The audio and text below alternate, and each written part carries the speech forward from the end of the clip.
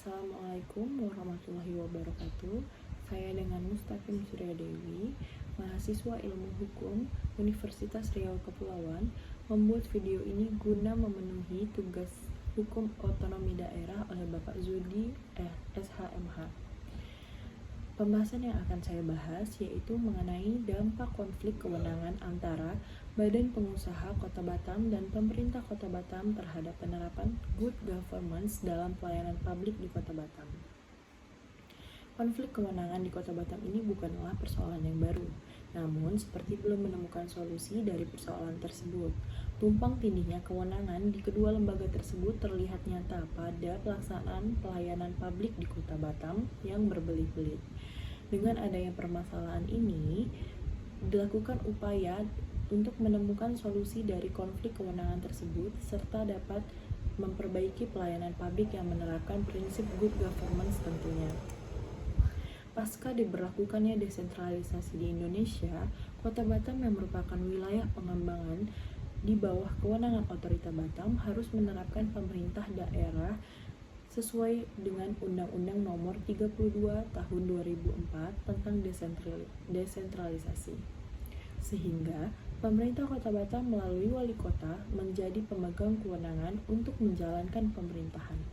Persoalan kemudian muncul dari ketidakinginan Otorita Batam untuk dikendalikan di bawah pemerintahan Kota Batam. Munculnya Undang-Undang Nomor 44 Tahun 2007 terkait dengan FTZ memperkuat Badan Pengusahaan Batam sebagai pemegang kewenangan terkait investasi, pelabuhan, dan perdagangan di Kota Batam.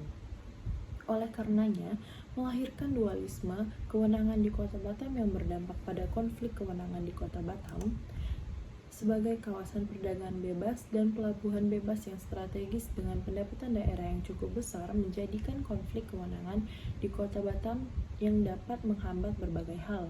Di antaranya adalah berkaitan dengan investasi dan pembangunan di Kota Batam, terutama memperhatikan aspek masyarakatnya. Salah satu contoh yang saya akan berikan, kewenangan BP Batam diantaranya merencanakan peruntukan dan penggunaan tanah, kemudian menggunakan tanah tersebut untuk keperluan pelaksanaan tugasnya. Sedangkan kewenangan pemerintah Kota Batam yaitu adalah perencanaan dan pengendalian pembangunan, kemudian perencanaan pemanfaatan dan pengawasan tata ruang, dan penyelenggaraan ketertiban umum dan ketentraman masyarakat. Terlihat perbedaan kewenangan dua badan pemerintahan tersebut. Sudah terlihat sangat jelas perbedaan kewenangannya.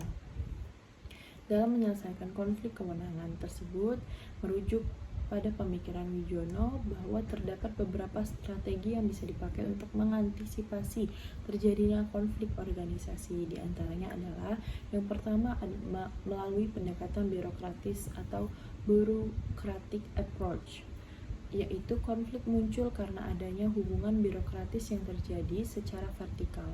Dalam menghadapi konflik vertikal model ini, pimpinan cenderung menggunakan struktur hierarki dalam hubungannya secara otokratis.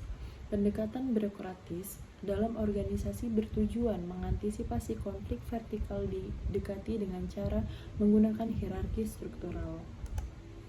Yang kedua, pendekatan intervensi otoritatif dalam konflik lateral.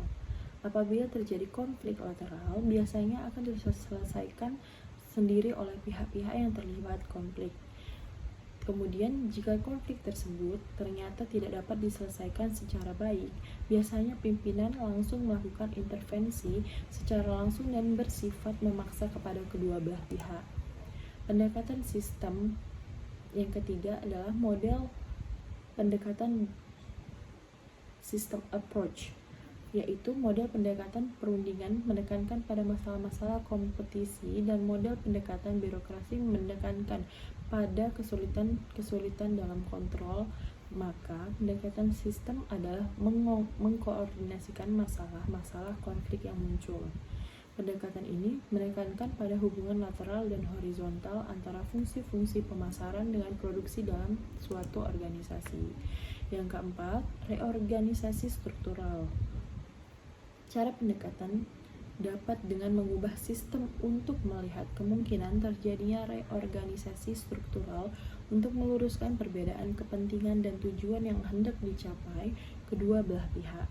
Contohnya seperti membentuk wadah baru dalam organisasi non-formal untuk mengatasi konflik yang berlarut-larut. Dengan adanya pemikiran-pemikiran tersebut, mungkin ada solusi dalam mengatasi konflik kewenangan yang menjadi rujukan bagi menjawab permasalahan konflik kewenangan yang terjadi di Kota Batam.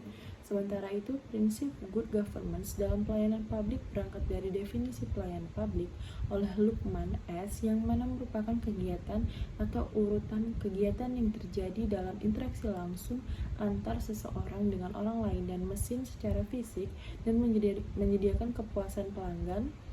Hal ini jauh diatur dalam Undang-Undang Nomor 25 Tahun 2009 tentang pelayanan publik, mendefinisikan pelayanan publik sebagai kegiatan atau rangkaian dalam rangka pemenuhan kebutuhan pelayanan sesuai dengan peraturan perundang-undangan bagi setiap warga negara dan penduduk atas barang, jasa, atau pelayanan administrasi yang disediakan oleh penyelenggara publik. Mall Pelayanan Publik Batam memberikan 413 layanan perizinan dan non-perizinan bagi seluruh masyarakat dan penanaman modal. Melalui Mall Pelayanan Publik di Batam, pengurusan izin di Batam diharapkan menjadi lebih mudah dan cepat, bukan hitungan bulan atau hari. Pengurusan izin kini tuntas dalam hitungan jam. Mall Pelayanan Publik Batam yang menyatukan pengurusan ratusan perizinan dalam satu atap dan banyaknya instansi terlibat dalam penyelenggaraannya. Mall Pelayanan Publik difasilitasi guna meningkatkan dan memudahkan pelayanan perizinan untuk masyarakat secara integratif. Dengan demikian, masyarakat tidak direpotkan dengan birokrasi yang selama ini dianggap berbelit. Dalam prakteknya, Mall Pelayanan Publik Batam menerapkan transaksi non-tunai. Perizinan sudah betul-betul non-tunai, transparansi, dan dari perbankan mendukung penuh konsep tersebut. Konsep Mall Pelayanan Publik ditawarkan sebagai solusi dari pelayanan terpadu yang sebelumnya belum terintegrasi antara pelayanan pusat dan daerah sekaligus pelayanan bisnis dalam satu tempat. Mall Pelayanan Publik juga mempermudah pengusaha, bukan hanya masyarakat.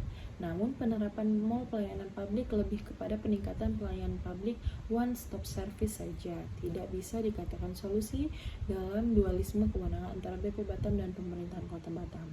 Karena kewenangan masih ada pada dua instansi, namun memang memberikan manfaat yang lebih baik. Intinya bahwa dalam upaya mewujudkan pelayanan publik yang baik, kewenangan BP Batam dan Pemko Batam tetap harus ditinjau secara hukum terkait undang-undang, desentralisasi dan PP Lex Spesialis terkait mana yang lebih kuat berdasarkan hukum kewenangan. Kalau sudah jelas pembagian kewenangan secara hukum, maka MPP lebih baik dan terlihat lagi efektivitas keberadaannya secara nyata.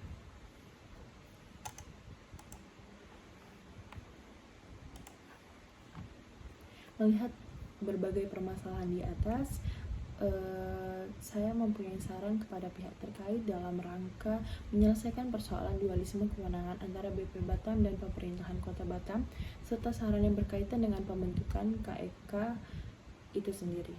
Pertama, penyelenggaraan urusan pemerintah antara pemerintah Kota Batam dengan Badan Pengusaha Batam harus didasari pada asas koordinasi, karena koordinasi merupakan asas terpenting dalam penyelenggaraan pemerintahan.